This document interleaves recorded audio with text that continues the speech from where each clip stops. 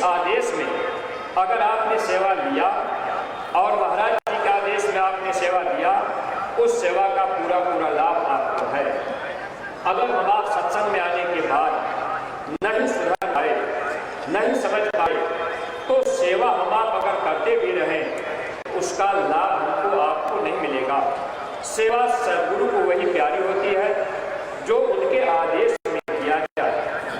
आदेश हो गया कि सब लोग बैठ जाइए, तो हम सत्संगी प्रेमियों को चाहिए था कि सब के सब लोग बैठ जाए और सब के सब लोग प्रार्थना बोले। जब महाराज जी हमको आपको खड़ा कराए, तब हमको आपको खड़ा होना चाहिए था। इसलिए महात्माओं ने लिखा था, आज्ञा नहीं उठे बैठे, आज्ञा आगे जाई, आज्ञा माही लेवे देवे, आज्ञा पहले खाई। अब गुरु आदेश में हम आप उठना और बैठना करने लगेंगे। गुरु आदेश में अगर हम आप आना और जाना करने लगेंगे, गुरु आदेश में अगर हम आप लेना और देना करने लगेंगे, गुरु आदेश में अगर हम लोग पहनना और खाना करने लगेंगे, यानी हर काम गुरु आदेश में करने लगेंगे, ऐसे जीव को काल कभी रोक नहीं सकता। ऐसे जीव अपने सच्चे घर जाएंगे और सच्चा सुख प्राप्त कर लेंगे। अगर सत्संगी प्रेमी भाई बहनों, हम सब लोग सत्संग में आते रहे, वचनों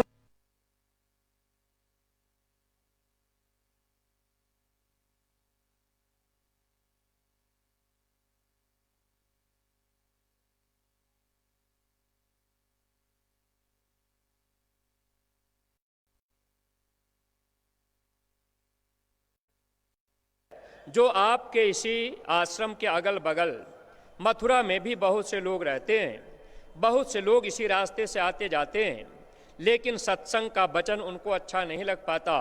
प्रेमी भाई बहनों, ठीक उसी तरह से हम लोग भी रह जाएंगे अगर अपना समय भी दिए, सेवा भी खर्च किए, किराया भाड़ा भी लगाए, समय भी लगाए, अगर वचन को नहीं मान पाए, तो फिर हमको आपको मिला क्या। इसलिए सत्संगी प्रेमी भाई बहनों, हम प्रेमियों को, जो सेवा करने वाले प्रेमी हैं, आपको भी समझना, और जो अपने सत्संगी प्रेमी हैं, हमको आपको भी समझना है। अगर हम आप समझ लेंगे, ये जन्म जीवन हम लोगों का सार्थक बन जाएगा। तो जो नए प्रेमी भाई बहन पहली बार गुरु महाराज के दरबार में आप होली के पावन अवसर पर सत्संग में पधारे हुए हैं, आपका भी बहुत बड़ा सौभाग्य है। जीवन में घूमने टहलने का मौका बहुत मिला होगा और जीवन में बहुत मौका घूमने टहलने का मिलेगा, लेकिन जब आप गुरु दरबार में आए हैं, तो आप जो नए प्रेमी भाई बहन हैं, आप भी ध्यान रखिएगा। अगर आप ध्यान नहीं दे पाए, अगर आप समझने का प्रयास नहीं कर पाए, अगर आप ये सोचते रह गए कि भाई हम तो मथुरा चले गए, यहाँ आ करके घूम टहल करके समय निकाल दिए, तो ये समय हमारा आपका व्यर्थ में ही चला जा रहा है। इसलिए नए प्रेमी जो भी आए हैं, जो भी माताएं बहनें पहली बार अगर आप लोग मथुरा आए हैं, तो आज आपको वह सच्चा सुख पाने का रास्ता पूज्य महाराज जी ने बताया है। नाम की डोरी पूज्य महाराज जी ने आपको पकड़ने का रास्ता बता दिया है। सुमिरन, ध्यान और भजन, ये तीन क्रिया आज पूज्य महाराज जी ने नए प्रेमी भाई बहनों को सच्चा सुख पाने के लिए दिया है। लेकिन प्रेमी भाई बहनों, आप शंका में मत रहिएगा। अगर आपको जय गुरुदेव नाम पे शंका हो जाएगी, तो शंका से अपना नुकसान होता है। गुरु महाराज ये बात बताया करते थे, शंका अति दुखदाई। शंका से भाई भाई में झगड़ा होता है, शंका से बाप बेटे में बंटवारा होता है, शंका से पति पत्नी में भी झगड़ा होता है। जय गुरुदेव नाम पर आप किसी प्रकार की शंका मत कीजिएगा। यह जय गुरुदेव नाम किसी आदमी इंसान का नाम नहीं है, प्रभु का समय का जया हुआ नाम है। गुरु महाराज सत्संग में सुनाया करते थे, भगवान का नाम समय समय पर बदलता है। आपके रामायण में लिखा था, जब जब हो ही धर्म की हानि, बाढ़ ही असुर अधम अभिमानी, तब तब प्रभु धरि मनुज शरीरा।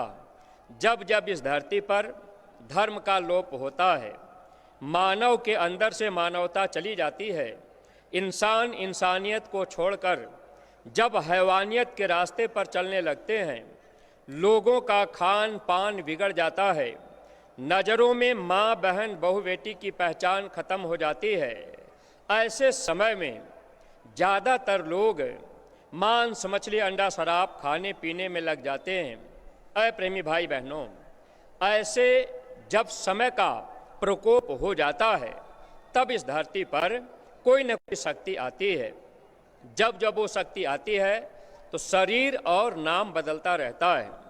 जब शरीर और नाम बदल जाता है, हम जीवों के अंदर शंका पैदा हो जाती है। जैसे भगवान राम आए, रावण जैसे विद्वान को भी शंका हो गई।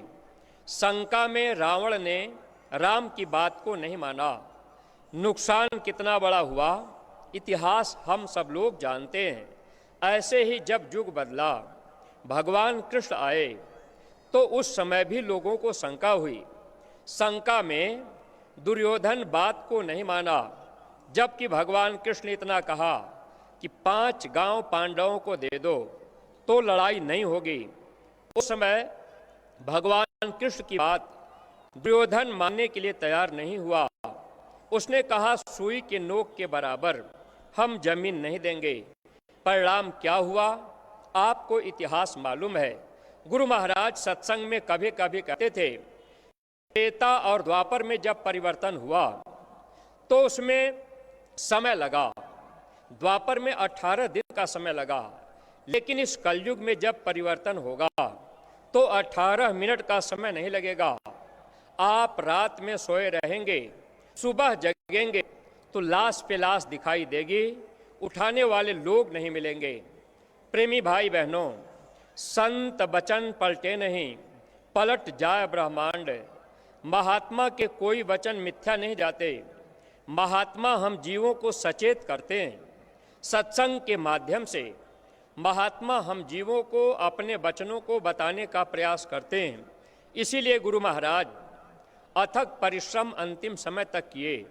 जब तक गुरु महाराज का शरीर चलने लायक भी नहीं रहा, तख्ते पर बैठाकर लोग मंच पे बैठा देते थे, तब तक गुरु महाराज हम लोगों को सत्संग सुनाते रहे, ताकि हम प्रेमी भाई बहनों को वचन याद रहे और हम सब लोग अपने गुरु के बताए रास्ते पर चलते रहें, हम जीवों का काम बन जाए।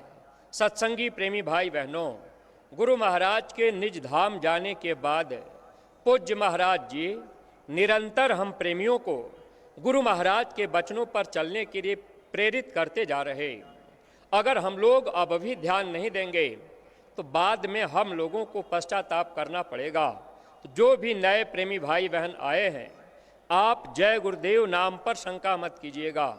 समय समय पर भगवान का नाम बदलता है और महात्मा क्या चाहते हैं कि जो नाम की डोरी, जो नाम की जहाज, जो नाम की दवा महात्मा लेकर के आए, उस नाम की जहाज पर सब लोग बैठ जाएं, वो नाम की दवा सब लोग खाने लग जाएं, वो नाम की जड़ी सब लोग ले लें और उस नाम की जड़ी को पाकर, नाम की दवा को लेकर अगर हम आप कमाई करने लग गए, वचन को मानने लग गए, तब तो हम सब जीव उस नाम की दवा से हम जीवों के कर्मों की सफाई हो जाएगी।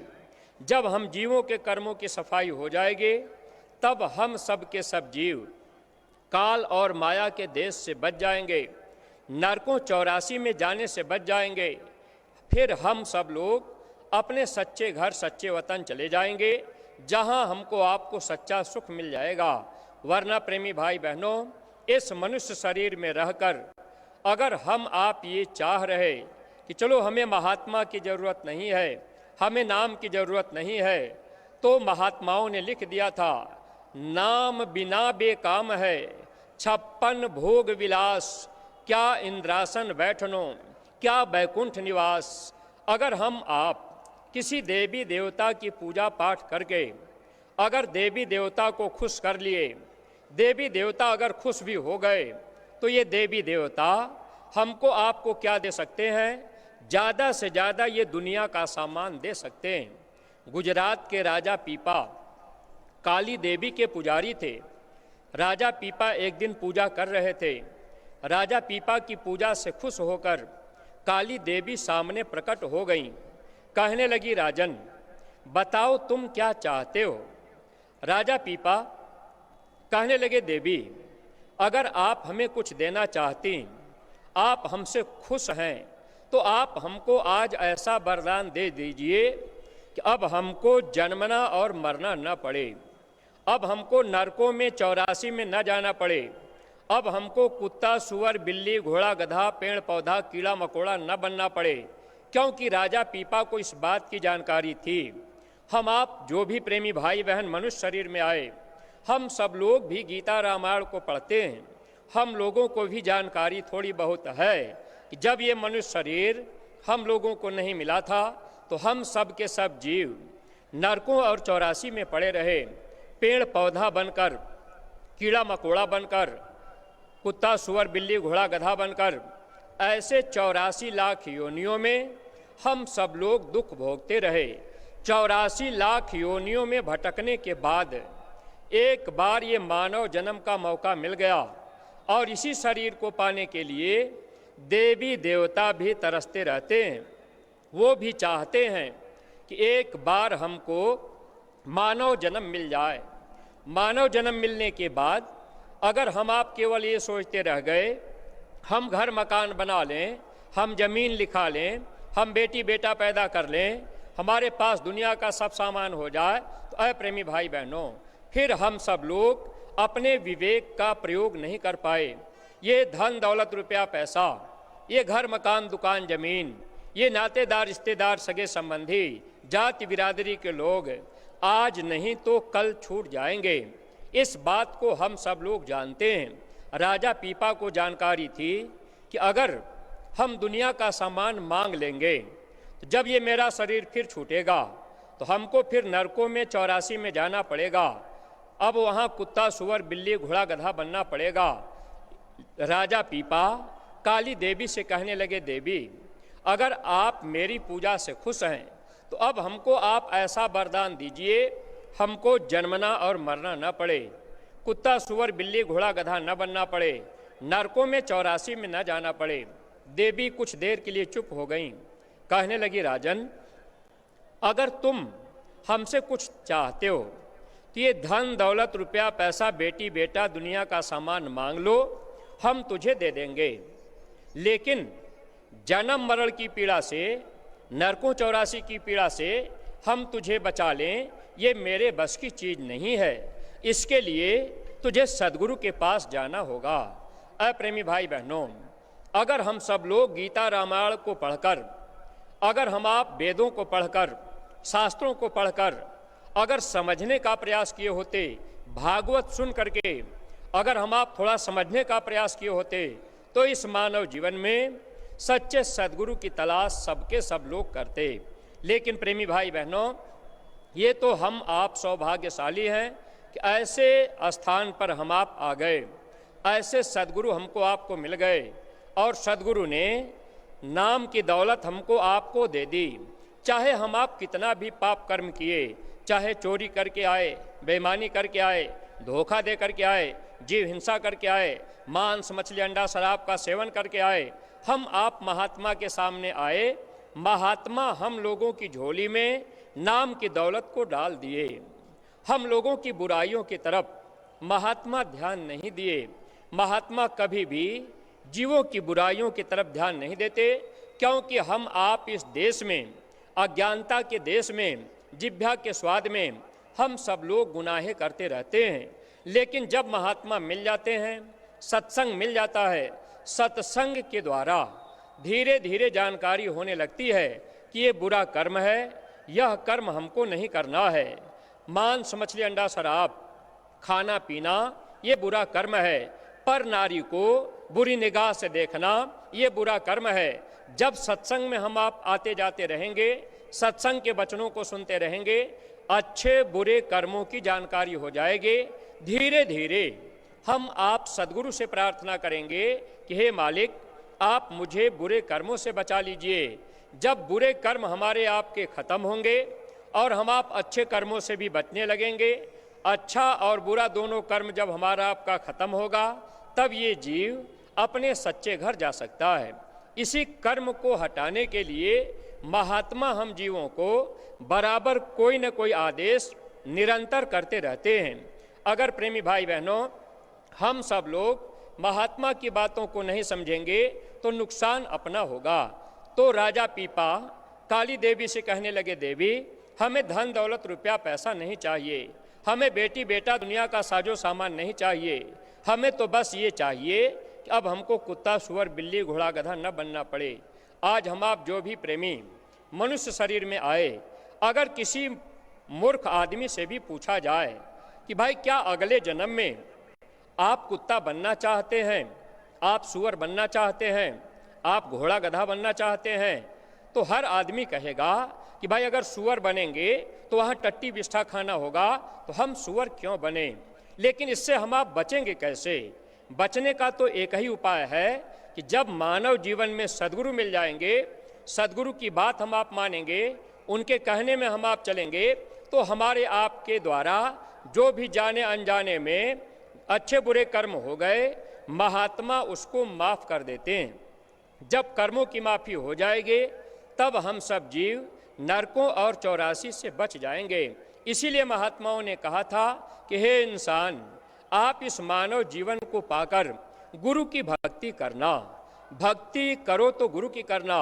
वैसे जब तक मानव जीवन में गुरु नहीं मिले थे, हम सब जीव अज्ञानता में कोई लक्ष्मी की पूजा करता, कोई दुर्गा की पूजा करता, कोई काली की पूजा कर रहा, कोई गंगा स्नान कर रहा, कोई दान कर रहा। गुरु महाराज ने कभी मना नहीं किया। गुरु महाराज ये कहते थे, क्या बच्चा, आप जिस देवी देवता भगवान की पूजा पाठ करते हो, आप उन देवी देवता भगवान से रोज रोज प्रार्थना करो कि हे देवी हमको सच्चे महात्मा से मिला दीजिए। जब सच्चे महात्मा मिल जाएंगे तो हमारे आपके गुनाहों की माफ़ी हो जाएगी। लेकिन माफ़ी कब होगी? जब हम आप महात्मा की बात को मानेंगे। अगर महात्मा की बात को नहीं मानेंगे तो गुनाहों की माफ़ी होने वाली नहीं है, चाहे हम आप सारा जीवन मथुरा आते जाते रहें। ऐ सत्संगी प्रेमी भाई बहनों, अगर हम आप मथुरा आ जा रहे और वक्त के महापुरुष की यानी पूज्य महाराज जी की अगर हम आप बात नहीं मानेंगे तो आने और जाने